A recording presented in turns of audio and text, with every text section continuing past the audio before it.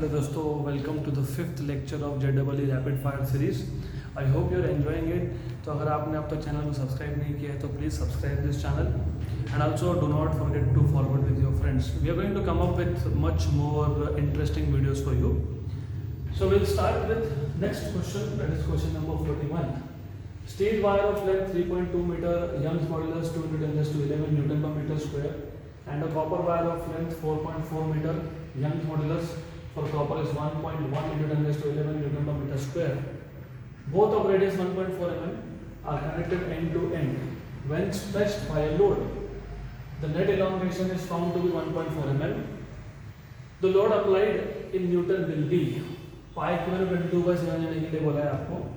तो the question is कि हमारे पास यहाँ पे दो वायर है, एक है स्टील का वायर है और दूसरा है कॉपर का। बोथ है सेम रेडियस, मतलब दोनों का क्रॉस सेक्शनल एरिया सेम है and they are connected end to end. मतलब बेसिकली इमेजिन ये स्टील वायर है, ओके। इस स्टील वायर के नीचे एक कॉपर वायर लगा दिया, एक कॉपर वायर लगा दिया। दोनों का लेंथ तो सेम नहीं है बट दोनों का क्रॉस सेक्शन सेम है, area of cross section same है because both have same radius. और इनके नीचे लगा दिया एक लोड, इसके नीचे लगा दिया एक लोड, तो there is a load connected to this. मैं एक काम करता हूँ, मैं जो पहला वायर है स्टील का उसको 1 बोलता हूँ और इसको 2 बोलता हूँ, कॉपर वायर को। तो आपको दिया हुआ लेंथ ऑफ फर्स्ट वायर, आपको दिया हुआ लेंथ ऑफ सेकंड वायर, आपको दिया हुआ Young's modulus of first wire, Young's modulus of second wire, आपको दिया हुआ रेडियस, दोनों का रेडियस सेम है। तो वहाँ से आपको एरिया मिल जाएगा विच इज πr², और आपको नेट एलोंगेशन दिया है। एलोंगेशन मतलब स्मॉल एन या फिर डेल्टा एन। तो नेट एलोंगेशन मतलब दोनों का मिला के एलोंगेशन L1 + L2 दिया हुआ है। This is what is given to you. तो L1 + L2 की वैल्यू है 1.4 mm। मैं इसको इक्वेशन नंबर 1 बोल देता हूँ, दिस इज इक्वेशन नंबर 1, ठीक है, ओके। तो L1 + L2 is equation number 1 for us. Then अब हमको पूछा क्या है, हमको पूछा है force, how much is the load, मतलब फोर्स पूछा है। तो what we can do in this case is, जैसे आपको पता है यंग्स मॉडुलस का फॉर्मूला होता है FL/A स्मॉल l। तो small l equal to FL/AY। तो L1 will be FL1/AY1, L2 will be FL2/AY2। ये दोनों इक्वेशंस हम लोग इक्वेशन नंबर 1 में सब्स्टिट्यूट कर देंगे। तो therefore L1 + L2 is 1.4 mm, therefore L1 is F/A, L1/Y1 and small l2 is F/A, L2/Y2। तो मैंने क्या किया, मैंने F/A निकाल लिया कॉमन, इक्वल टू 1.4 mm, ठीक है। हम बाद में कन्वर्ट कर लेंगे, हम लोग will convert that, okay. Then अब एक काम करते हैं, लेट अस सब्स्टिट्यूट वैल्यूज। तो F/, दिस इज πr²,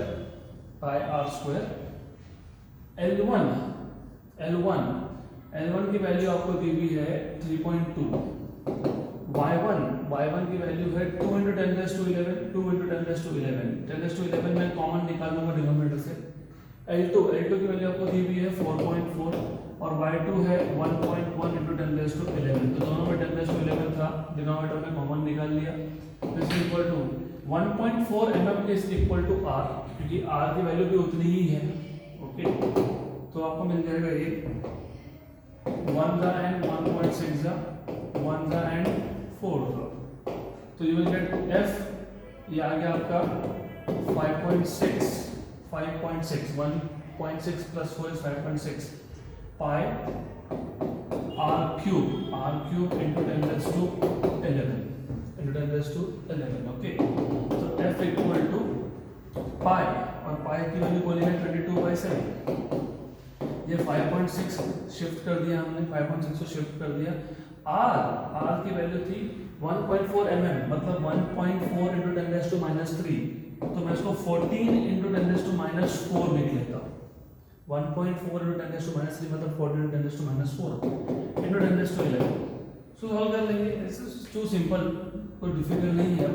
तो 22/7 14 into 14 into 14 upon 56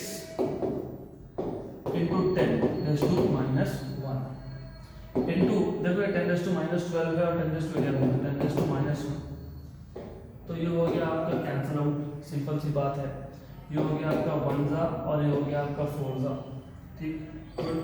again this is 1 ज़ा, दिस इज 2 ज़ा, फाइन। अगेन दिस इज 1 ज़ा, दिस इज 2 ज़ा, ठीक। गुड।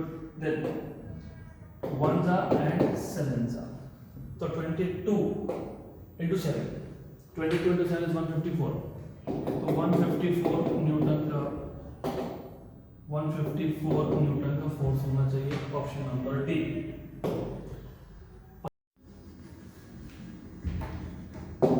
सो क्वेश्चन नंबर 42 में क्या बोला है?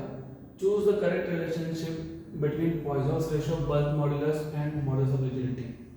इस क्वेश्चन को सॉल्व करने के लिए आपको पता होना चाहिए there are two relations. Number 1, Young's modulus y is equal to 2 times of theta 1 plus sigma, और दूसरा होता है Young modulus y equal to 3 times of bulk modulus 1 minus 2 sigma. ये दो फेमस इक्वेशंस है, पता होने चाहिए आपको। So from these two equations, left hand side same है तो राइट हैंड साइड सेम होगा ऑफ कोर्स, तो दोनों का राइट हैंड साइड सेम होगा, तो 2 eta 1 plus sigma equal to 3k 1 minus 2 sigma, fine. So solve कर लेंगे, तो 2 eta plus 2 eta sigma equal to 3k minus 3 into 2 6k sigma. Okay, अगर आप ऑप्शन देखोगे तो सिग्मा इक्वल टू मतलब लेफ्ट हैंड साइड का सिग्मा है, तो सिग्मा को लेफ्ट हैंड साइड पे लाओ, तो 2 eta sigma plus 6k sigma equal to 3k minus 2 eta, ऐसा हो जाएगा ये। देन सिग्मा निकल गया आपका कॉमन, तो ये आ जाएगा आपके पास 6k plus 2 eta, 6k plus 2 eta, 6k plus 2 eta equal to 3k minus 2 eta, therefore sigma equal to 3k minus 2 eta upon 6k plus 2 eta, तो 3k minus 2 eta upon 6k plus 2 eta, option number A. अगला question, two wires of equal length, दो wires है equal length के and cross sectional area suspended as shown in figure, तो दोनों का length equal है, दोनों का एरिया ऑफ क्रॉस सेक्शन भी इक्वल है, they suspended as shown in figure, their Young's modulus are y1 and y2, तो ये पहली वायर का यंग्स मॉडुलस y1 है, दूसरे का y2 है, this is what they are saying respectively. The equivalent Young's modulus is, equivalent Young's modulus is, तो first of all आपको पता होना चाहिए जब आप दो वायर्स पैरेलल में कनेक्ट करते हो, because these two are in parallel, तो इस केस में जो इनका फोर्स कांस्टेंट होता है, फोर्स कांस्टेंट, तो इक्विवेलेंट फोर्स कांस्टेंट आता है आपका k1 प्लस k2। जिनको फोर्स कांस्टेंट नहीं पता तो मैं बता देता हूँ, force constant is force per unit elongation F/L, force upon change in length, इसको बोलते हैं फोर्स कांस्टेंट, बराबर, राइट।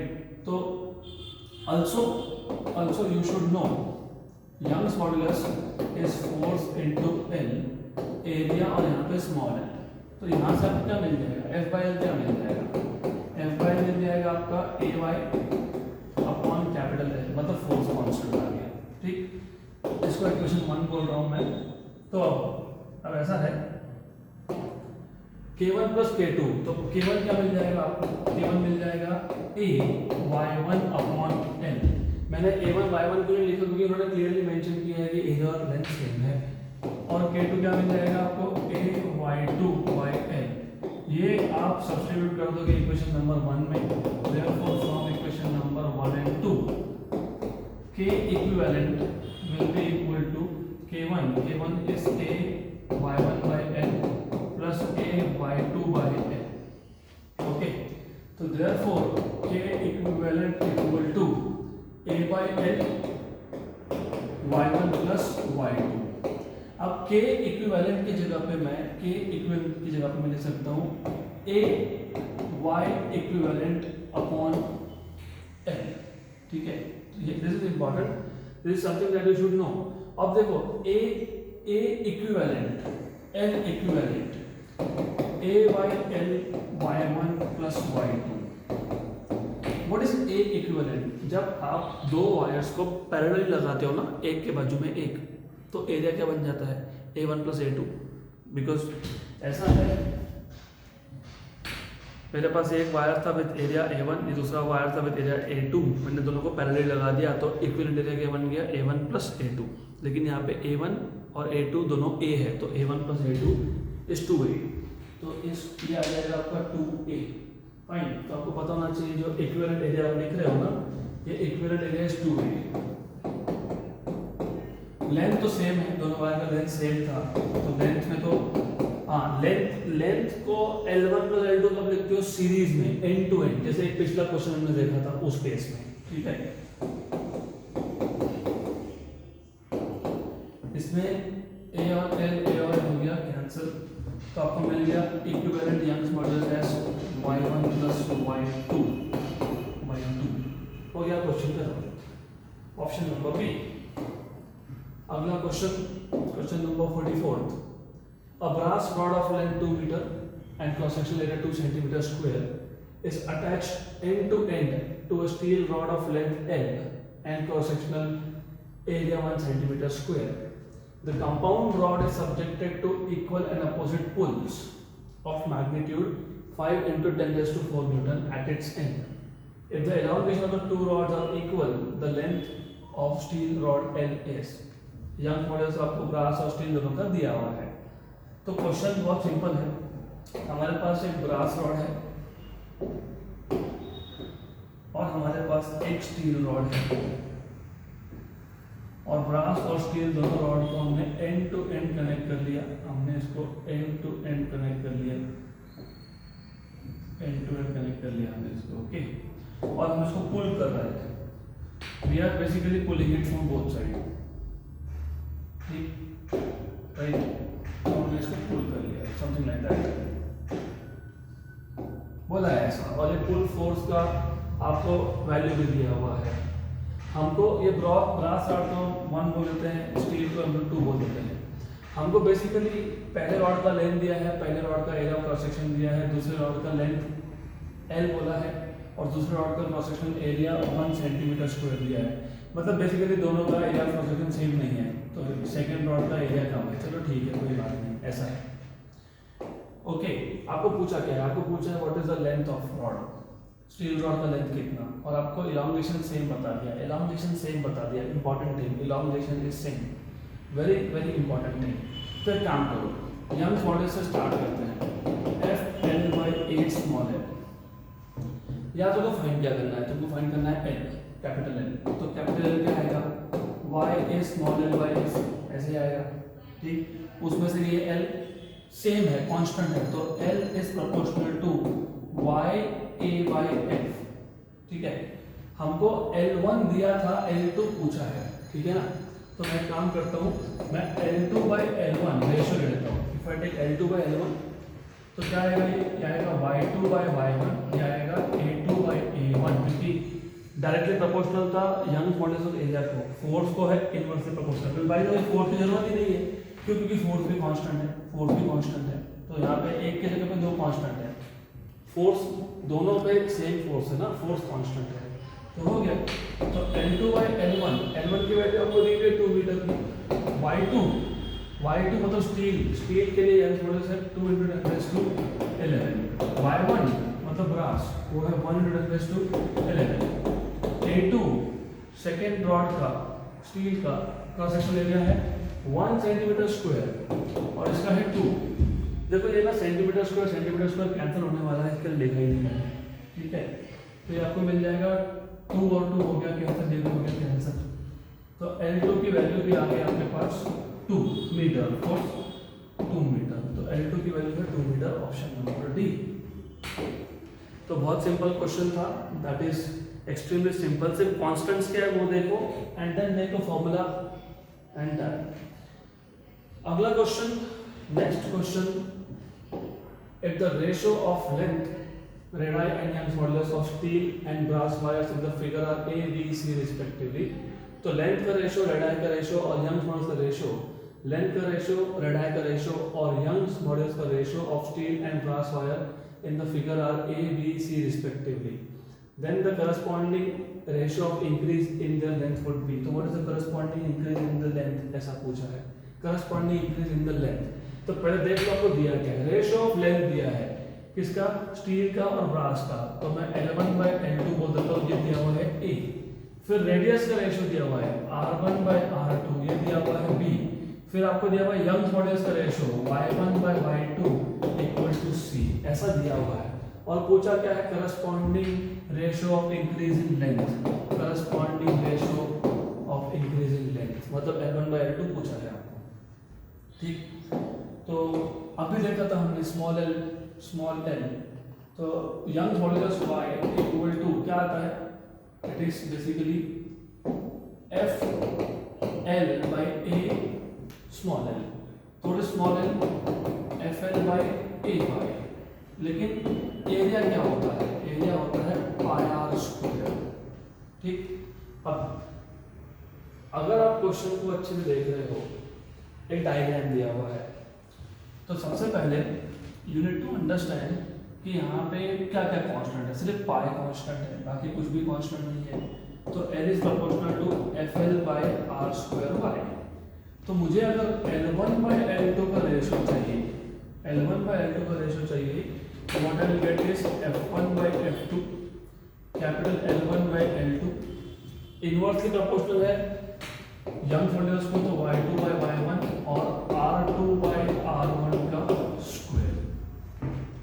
इसमें आपको L1/L2 का रेशियो दिया हुआ है A, Y2/Y1 इज 1/C, उसके बाद R2/R1 इज 1/B, तो 1/B का स्क्वायर। F1/F2 फाइंड करना है, F1 मतलब स्टील वायर पे कितना फोर्स है, स्टील वायर पे लोड कितना है M+2M। तो याद रखना स्टील वायर पे लोड कितना है, स्टील वायर पे लोड कितना है वो अच्छे से देख लो। स्टील वायर पे लोड कितना है, स्टील वायर के नीचे कौन कौन है, M और 2M, तो लोड कितना हो गया 3mg हो गया एक्चुअली। ब्रास वायर पे सिर्फ 2M का लोड है, सिर्फ 2M का, तो 2mg आ गया। तो F1/F2 ये डायग्राम से मिल जाएगा तुमको, 3mg/2mg मतलब 3/2। तो ये 3/2 यहाँ लिख लोगे, 3/2, तो ये हो गया 3a/2b²c, तो 3a/2b²c, 3a/2b²c option number B.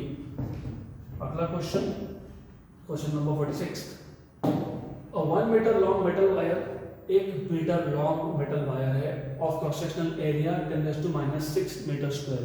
तो आपको एरिया ऑफ क्रॉस सेक्शन दिया है, is fixed at one end from a rigid support, rigid support के एक एंड पे फिक्स करके रखा है, and a weight W is hanging at its other and.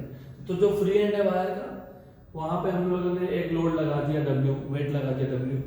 The graph shows the observed extension, तो जो तुमने लोड लगाया वो लेंथ को बढ़ाएगा, इलॉन्गेशन होगा। तो elongation as a function of weight, तो जितना तुम लोड बढ़ाओगे, वेट बढ़ाओगे, उतना इलॉन्गेशन बढ़ेगा। तो आपको एक ग्राफ दे दिया। Young's modulus of material of the wire is, आपको यंग्स मॉड्यूलस पूछा है, what is the Young's modulus of material of wire. तो यंग्स मॉड्यूलस के लिए तुम क्या करते हो, what you basically do is force L, A small l, ठीक है। सिर्फ यहाँ पे फोर्स को बोला है W, वेट, और स्मॉल l को बोल दिया है delta L, that is the thing, इतना ही है, ठीक, बराबर, गुड। बाकी आपको लेंथ दे दिया हुआ है, आपको एरिया भी दिया हुआ है, तो you have length, you have area. मतलब अगर मुझे यंग मॉड्यूलस चाहिए तो मुझे W/Δl चाहिए। If I can get W/Δl तो क्वेश्चन सॉल्व हो जाएगा। वो आपको मिलेगा ग्राफ से।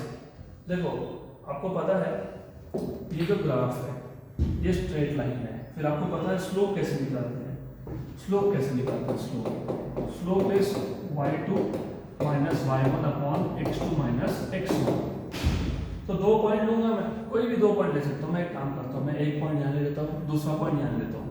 ये क्यों लिया, क्योंकि तो मेरे लिए इजी काम है ना, 0 0 है, ठीक। ये आपका हो गया 20 और 1, ठीक, गुड। तो y2 इज 1, ठीक, -0, x2 इज 20 - 0, बराबर। सिर्फ जब आप जब ग्राफ से इंफॉर्मेशन निकाल रहे हो ना, तो खासकर इलास्टिसिटी के टॉपिक पे ग्राफ अच्छे से देखना। ये मैंने 1 तो बोल दिया, लेकिन साथ में 10⁻⁻4 भी था, तो मुझे साथ में 10⁻⁻⁴ से मल्टीप्लाई करना पड़ेगा। 10⁻⁻⁴ आना ही चाहिए वहाँ पे। हो गया ऐसा। और एक चीज याद रखना, y2, तो y एक्सिस पे क्या है, y एक्सिस पे क्या है, डेल्टा एल। तो y2 माइनस y1 मतलब बेसिकली डेल्टा एल। ओके, और x मतलब क्या, वेट। तो आपको स्लोप क्या दे रहा है, डेल्टा एल बाई वेट। तो डेल्टा एल बाई वेट, ठीक है, ये मिलेगा आपको 10⁻⁴ अपॉन 20। तो वेट अपॉन डेल्टा एल मिल जाएगा, वेट अपॉन डेल्टा एल मिल जाएगा 20 अपॉन 10⁻⁴। ये ऊपर जाएगा तो 2 × 10⁵ बन जाएगा, 2 × 10⁵ तो मिल गया। तो ये आ गया आपके पास 2 × 10⁵, और लेंथ तो 1 था, और एरिया ऑफ क्रॉस सेक्शन 10⁻⁶ था, तो 2 × 10⁻11 हो गया। 2 × 10⁻11 ऑप्शन में है, यस। इसका मतलब है वायर कौन सा है, स्टील वायर, क्योंकि 2 × 10⁻11 ये यंग्स मॉडल होता है स्टील का। गुड। अगला question 47th। Pressure inside two soap bubbles are 1.01 and 1.02 atmospheres. Ratio of their volumes is, okay, तो ये क्वेश्चन आपका आ रहा है फ्लूइड मैकेनिक्स से, सरफेस टेंशन से, Laplace law of spherical membrane से। तो हमारे पास दो सोप बबल्स है, दो सोप बबल्स है। तो ये एक सोप बबल है, ये दूसरा सोप बबल है, ठीक है। Pressure inside to soap bubble, इसके अंदर जो प्रेशर है, इनसाइड प्रेशर जो है, inside pressure inside the first one, ये दिया हुआ है 1.01 एटमॉस्फेयर। और जो दूसरा बबल है उसके अंदर प्रेशर जो है, सेकंड बबल के अंदर जो प्रेशर है, pre pressure inside second bubble is 1.02 atmosphere. आपको पूछा है what is the ratio between their volumes, तो रेशियो क्या आएगा, वॉल्यूम्स का रेशियो क्या आएगा। इसके लिए आप यूज करते हो Laplace law, Laplace law of spherical membrane. तो आपको पता होना चाहिए Laplace law of spherical membrane में delta P, pressure difference, is equal to 4T/r, where r is radius. 4 तब लिखते हो जब बबल हो, और अगर ये बबल नहीं है, ये ड्रॉप है, ड्रॉप, तो ड्रॉप के लिए होता है 2T। आप ऐसा क्यों करते हैं, देखो जब ड्रॉप की बात करते हैं ना, लिक्विड ड्रॉप, तो लिक्विड ड्रॉप में ना अंदर भी लिक्विड होता है, अंदर लिक्विड होता है। इसका मतलब फ्री सरफेस जो है वो सिर्फ बाहर का सरफेस फ्री है, इसलिए वहां पे लिखते हैं 2T/r। लेकिन जब तुम बबल की बात करते हो ना, बबल में दो फ्री सरफेस होते हैं, एक अंदर एक बाहर, तो टेंशन डबल लेना पड़ता है, तो 4T/r। तो हमारे पास बबल हो रहा है तो हम 4T/r लिखेंगे। वैसे तो जरूरत पड़ेगी नहीं, क्योंकि दोनों केस में सोप सॉल्यूशन सेम है तो टेंशन सेम है, 4 तो वैसे भी कांस्टेंट है, तो डेल्टा P आ गया आपका inversely proportional to r। Equation number 1। या एक काम करेंगे, this is okay, that is fine, चलो इसको ऐसा लिखते हैं, ठीक। बट यू शुड नो, आपको वॉल्यूम पूछा है, वॉल्यूम, तो वॉल्यूम का रिलेशन पूछा है ना, रेशियो किसका पूछा है, वॉल्यूम का। You know what is volume, 4/3πr³, मतलब volume is proportional to r³। Therefore volume raise to 1/3 is proportional to r। Equation number 2। तो फ्रॉम 1 and 2 प्रेशर डिफरेंस, ये रेडियस को इनवर्सली प्रोपोर्शनल है, और रेडियस ये वॉल्यूम रेज़ टू 1/3 को directly proportional है। मतलब प्रेशर डिफरेंस ये हो गया proportional to v raise to 1/3। तो ये हो जाएगा p inside minus p outside, क्योंकि प्रेशर डिफरेंस तो आपको पता होना चाहिए, कभी भी बबल या ड्रॉप में अंदर के साइड प्रेशर ज़्यादा होता है कंपेयर टू बाहर। क्यों, क्योंकि इनसाइड कॉन्केव शेप है, आउटसाइड कॉन्वेक्स, और कॉन्केव साइड पे हमेशा प्रेशर ज़्यादा होता है। तो ये आ गया प्रेशर डिफरेंस मतलब P inside minus P outside is proportional to, okay. अब रेशियो लेंगे, तो P in minus P out 1 upon P in minus P out 2 is equal to, inverse relation है ना, तो ये देखोगे V2/V1 रेज़ टू 1/3, ठीक, good. P in 1 inside first drop bubble के अंदर प्रेशर कितना था, 1.01 एटमॉस्फेयर, और बबल के बाहर एटमॉस्फेयर ही तो होता है ना, कोई भी बबल ले लो, बाहर कौन है, एयर है, एयर मतलब क्या है, एटमॉस्फेयर, तो बाहर तो एटमॉस्फेयर ही है, तो एटमॉस्फेयर प्रेशर होता है 1 एटमॉस्फेयर। यहाँ पे देखोगे 1.02 - 1, ठीक हो गया। तो ये होगा V2/V1 रेज़ टू 1/3। तो ये हो गया आपका 0.01 upon 0.02 equal to V2 by V1 raise to 1/3। तो ये आ गया आपका 1/2 equal to V2 by V1 raise to 1/3। Taking cube तो 1/8 equal to V2 by V1, तो V1 by V2 equal to 8। 10:1 option number C. 10:1 option number C. अगला question, next question 48। Water rises to height of 10 centimetre in a capillary tube. एक capillary tube है, उसमें water is rising to height of 10 centimetre and mercury falls for depth of 3.5 centimetre in the same capillary tube. Same capillary tube होना मतलब capillary का radius same होना, R constant हो गया। If the density of mercury 13.6 gram per cc and its angle of contact is 135 and density of water is 1 gram per cc and angle of contact is 0, then the ratio of surface tension in the two liquids is। Simple question है, आपको surface tension का ratio पूछा है। Okay, ये याद रखो। First of all you should know rise, capillary rise, capillary fall, h equal to ये होता है 2t cos theta by r rho g। Okay, this is what you have. पक्का? तो देखो अभी ऐसा है कि तुमको पूछा गया, तुमको टेंशन T का रेशियो पूछा है, तो HR rho g upon 2 cos theta. इसमें पहले आइडेंटिफाई कर लो कि क्या क्या कॉन्स्टेंट्स है। H तो कांस्टेंट नहीं है, R कांस्टेंट है, ठीक है, G भी कांस्टेंट है, 2 भी कांस्टेंट है। तो आपको मिल जाएगा T proportional to H rho by cos theta. Fine, then you will take the ratio of T1 by T2। T1 1 मतलब वाटर, 2 मतलब मर्क्यूरी, तो यह जाएगा आपका H1 rho 1 upon H2 rho 2 cos theta 2 upon cos theta 1। H1 height of water inside capillary था 10 था ना, yes 10 था, और मर्क्यूरी के लिए H2 था 3.5 लेकिन विद माइनस साइन। क्यों माइनस? क्योंकि फॉल होना मतलब नेगेटिव होना। Rho one is density of water जो 1 है और एक कितना है 13.6 दिया है। cos थीटा 2 मतलब cos of 135 upon cos of theta मतलब cos ऑफ 0, तो 10 अपॉन माइनस 3.5 1/13.6। cos 135 आपको दिया है 0.7 लेकिन एक्चुअली वो आता है माइनस 0.7, क्योंकि cos ऑफ ऑब्ट्यूस एंगल ये हमेशा नेगेटिव ही होता है, ठीक है, गुड। और दिस इज 1 माइनस माइनस हो गया प्लस 0.7 और ये 3.5, तो ये हो गया 10 इंटू 7 अपॉन 35 इंटू 13.6, तो ये हो गया आपका 1 ज़ा एंड 5 ज़ा 1 ज़ा एंड 2 ज़ा। तो ये सॉल्व कर लो, 20/136 इज 5/34, तो ये 5/34 5 to 34 ऑप्शन नंबर बी। आ जाते हैं हमारे अगले क्वेश्चन पे। ये अच्छा क्वेश्चन है, it's a good level question also.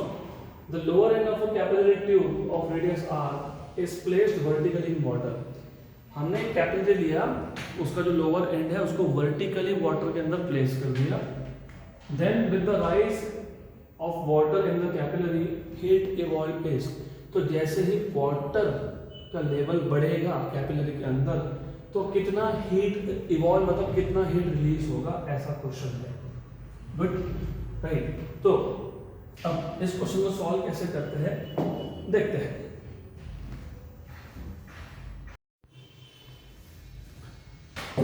Okay, तो ये जो क्वेश्चन है इसको सॉल्व कैसे करते हैं। तो क्वेश्चन सॉल्व करने से पहले थोड़ा सा बेसिक समझ लो। हमारे पास एक लेटर से वाटर का टैंक था। इस वाटर के टैंक में हमने वाटर का टैंक है, क्योंकि वाटर बोला तो मैं वाटर का टैंक ही मान के चलूँगा। तो यहाँ तक ऐसा लेवल था, फिर हमने इसमें कैपिलरी को डिप कर दिया, इसमें हमने कैपिलरी को डिप कर दिया, कैपिलरी डिप कर दिया। अब कैपिलरी डिप करने के बाद होता क्या है, यू शुड नो कि when you dip a capillary, तो ये जो कैपिलरी के अंदर जो वाटर का लेवल होता है ना, ये बढ़ जाता है। इसको हम लोग बोलते हैं कैपिलरी एक्शन, ठीक है। तो यहाँ पे बढ़ गया लेवल।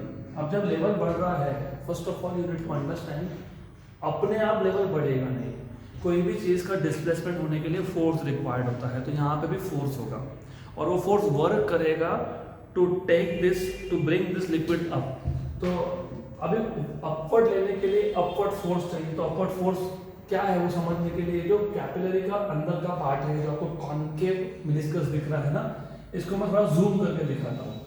तो ऐसा है, आपको पता होना चाहिए कि जहाँ जहाँ पे लिक्विड सॉलिड के साथ कांटेक्ट में आए, जहाँ पे लिक्विड का सॉलिड के साथ कांटेक्ट हो, वहाँ पे सरफेस टेंशन होता है अलोंग द टैंजेंट। तो ये हो गया सरफेस टेंशन, ये हो गया आपका surface tension along the tangent, ठीक, ओके। ये हो गया surface tension. Action, you know every action is equal but opposite reaction, तो ये सरफेस टेंशन का रिएक्शन भी हो जाएगा। तो यहाँ पे आ जाएगा आपका रिएक्शन, और एक्शन और रिएक्शन मैग्नीट्यूड वाइज सेम होते हैं, वैसा ही यहाँ पे भी होगा एक्शन रिएक्शन। तो ये और ये है सेम, ओके। तो ये जो है this is angle of contact theta, if this is theta this is theta, ठीक है, same here, if this is theta this is also theta. तो अभी आप देखोगे कि ये जो टेंशन फोर्स है इसके कंपोनेंट्स कर लेंगे, यहाँ जाएगा टी कॉस थीटा, यहाँ पे आएगा टी साइन थीटा, यहाँ पे जाएगा टी कॉस थीटा, यहाँ पे आएगा टी साइन थीटा।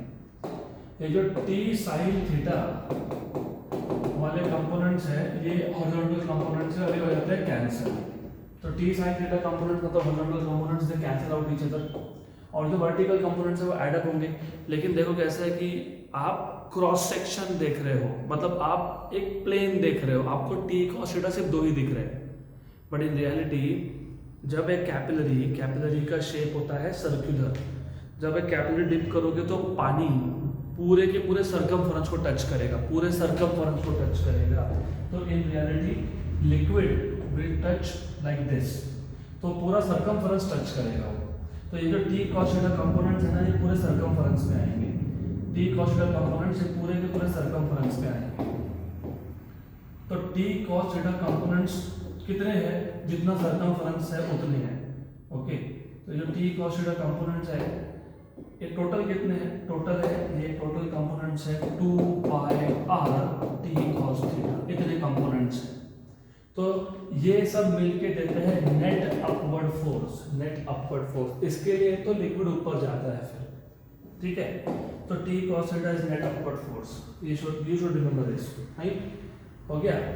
तो अभी वर्क देखो, ये जो है ना ये हाइट है h, तो ये जो 2 pi R T cos theta, इसने कितने हाइट तक लिक्विड को डिस्प्लेस कर दिया, h हाइट तक।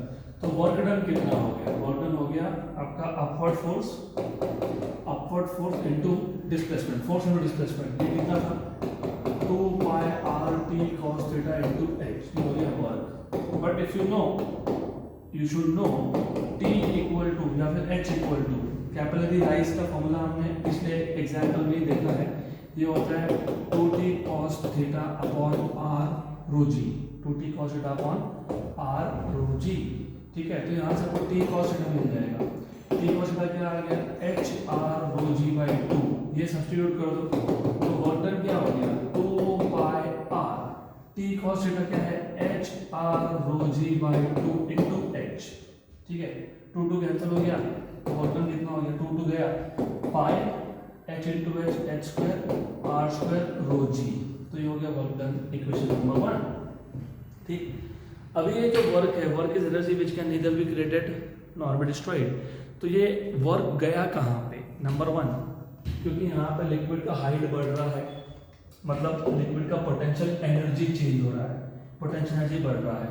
तो what is change in potential energy, change in potential energy is nothing but mgh/2, ठीक है। अब बोलोगे h/2 क्यों, क्योंकि देखो ऐसा है कि जब एक वॉल्यूम ऑफ लिक्विड ऊपर बढ़ता है h हाइट से, तो h हाइट से बढ़ा तो सेंटर ऑफ मास आता है मिड पॉइंट पे, मतलब h/2 पे। तो हम ऐसा अज्यूम करते हैं कि पूरा लिक्विड का वॉल्यूम ऊपर चढ़ने की जगह पे सेंटर ऑफ मास ऊपर चढ़ रहा है, और सेंटर ऑफ मास कितने से ऊपर गया h/2 से, इसके लिए h/2 लिखा जाता है वहाँ पे, हो गया। अब बेसिकली ये है हमारे पास जो वर्क डन का फॉर्मूला है, देखो अभी हीट, इन्होंने क्या बोला है, हीट कितना इवॉल्व हुआ, मतलब हीट कितना रिलीज हुआ। तो बेसिकली हो क्या रहा है, work done in taking the liquid up will be equal to change in potential energy plus जो बचा हुआ है it will be evolve in the form of heat. तो what is heat, work done minus change in potential energy, ठीक है। लेकिन work done ये pi H square R square rho G इस फॉर्म में है। और अगर आप देखोगे चेंज इन पोटेंशियल एनर्जी, वहां पे आपको जी और एच तो मिल गया, लेकिन वहां पे मास भी है। तो मास वर्क डन के इक्वेशन में नहीं है, पोटेंशियल एनर्जी में है। तो दो काम करो, या तो तुम वर्क डन को मास में लाओ, वो नहीं कर सकते तो पोटेंशियल एनर्जी को आर एच रो जी टर्म्स में लाओ। तो कैसे लाते हैं? ये जो कैपिलरी के अंदर जो एक्स्ट्रा मास है, मतलब इतना h हाइट तक, ये mass m। What is density? What is density? Density क्या होता है? Mass upon volume. तो what is mass? Volume into density, जो हमें यूज कर लेंगे। तो mass is volume into density, ठीक है, ओके। देन ये जो वॉल्यूम है, ये इतने एक्स्ट्रा लिक्विड का वॉल्यूम है। तो मतलब मुझे सिर्फ इतने पार्ट का वॉल्यूम लेना है, तो मैं क्या करूंगा? Area into height. What is area? Pi R square, हो गया done. Pi R square area आ गया, ये सब्स्टिट्यूट कर दो तो चेंज इन पोटेंशियल बन जाएगा m is pi R square h rho और h, तो h स्क्वायर अपॉन 2। यहाँ क्या था? यहाँ क्या था? अच्छा वो g रह गया, तो g भी आएगा, तो g रह गया। यहाँ क्या था? यहाँ था pi H square R square rho जी।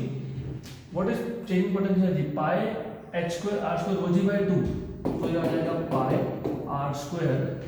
चलो दूसरे पेज पे लिख लेते हैं, बस नीचे का फिर कट जाता है कभी कभी वीडियो में। H equal to work done pi H square R square rho G minus changing potential energy pi H square R square rho ji by 2, मतलब ये आ जाएगा आपका pi H square R square rho ji by 2। This is the heat equal. देखो कहाँ पे pi R square H square rho ji by 2, pi R square H square rho ji by 2, row ji by 2। यहाँ पे रो की पे D लिखा हुआ है, डेंसिटी को डी लिखा हुआ है हमने। Pi R square H square rho ji by 2 हो गया ऑप्शन नंबर बी। फिर आप बोलोगे जे कहाँ से आया? जे ये कन्वर्जन फैक्टर है, हमने जो फाइंड किया हो सकता है वो ऐसा यूनिट्स में है, जूल में है, हो सकता है इनका आंसर कैलोरी में है। तो वो जो जे है वो सिर्फ कन्वर्जन फैक्टर होता है from going from one system of unit to other system of unit. तो ठीक है, डन। ओके, तो आ जाते हैं हमारे आज के लास्ट क्वेश्चन पे, question number 50। The work done to get n smaller equal size spherical drop from a bigger spherical drop of water is proportional to. तो क्वेश्चन बहुत सिंपल है। क्वेश्चन में सिर्फ आपको ये बोला है कि हमारे पास एक वाटर का बिग ड्रॉप था जिसका रेडियस हम लोग कैपिटल R मान लेते हैं। इससे हमको n number of small drop बनाने हैं, इससे हमको n number of small drop बनाने हैं। तो we want to make n number of small drops with radius small r। तो सबसे पहले पता होना चाहिए कि ये सिंगल बिग ड्रॉप छोटे छोटे ड्रॉप बन गया तो वॉल्यूम कांस्टेंट होगा। तो volume of big drop is volume of small drop into n। What is volume of drop? 4/3 pi r cube. ये आ जाएगा आपका n times of 4/3 pi small r cube. तो 4 पाई हो गया कैंसिल। यहाँ से आपको from here you can get r equal to n raise to 1/3 small r। Cube root ले लिया मैंने डायरेक्टली, ठीक है। तो मुझे मिल गया small r capital R upon n raise to 1/3। अभी वर्क डन मतलब सरफेस एनर्जी जो होता है TdA। DA मतलब final area minus initial area, change in area होता है ना वो। तो TdA that is 4 pi r square. Final area बड़े ड्रॉप के छोटे ड्रॉप बन गए, तो हर एक छोटे ड्रॉप का एरिया कितना है? 4 pi r square into n, क्योंकि n ड्रॉप्स है तो इनटू n करना पड़ेगा हमको, into n minus you will have 4 pi capital R square. आगे then therefore work done equal to, एक काम करते हैं 4 पाई कॉमन निकाल लेते हैं, 4 पाई कॉमन निकाल लेते हैं। उसके बाद एक काम और कर सकते हैं, 4 पाई के साथ तुम R स्क्वायर को भी कॉमन निकाल लो। अभी R स्क्वायर क्यों कॉमन निकालना है? अगर आप ऑप्शन देखोगे ना, प्रोपोर्शनल टू लास्ट दो टर्म है और दूसरा टर्म 1 1 1 1, मतलब दूसरा टर्म 1 बनाना पड़ेगा। मतलब दूसरा टर्म 1 बनाना है तो 4 पाई आर स्क्वायर कॉमन निकाल लेंगे, तो 4 पाई आर स्क्वायर कॉमन निकाल लिया और टी तो पहले से था ही वहाँ पे, तो क्या बचा एन आर स्क्वायर बचा। और फर्स्ट टर्म में कैपिटल आर स्क्वायर था क्या, नहीं था, हमने फिर भी निकाला कॉमन तो एडजस्ट कर लिया, एडजस्ट करना पड़ेगा। तो ये हो गया आपका 4 pi R square T N और cap small R by capital R raise to 2 -1 ऐसा आएगा वो। तो ये आ गया 4 pi R square capital T N small R by capital R. What is small R by capital R? 1/1 n raise to 1/3 इसका square तो 2/3 -1। तो ये हो गया 4 pi capital R square n raise to 2/3 ऊपर जाएगा तो माइनस हो जाएगा n into n raise to -2/3 -1 मतलब हो जाएगा 4 पाई, ऑफ कोर्स t है वहां पे, even if I am not writing now t है n रेज़ टू 1/3 -1। तो हो गया what done is proportional to n raised to 1/3 -1, n raised to 1/3 -1. Okay, so that's it for today.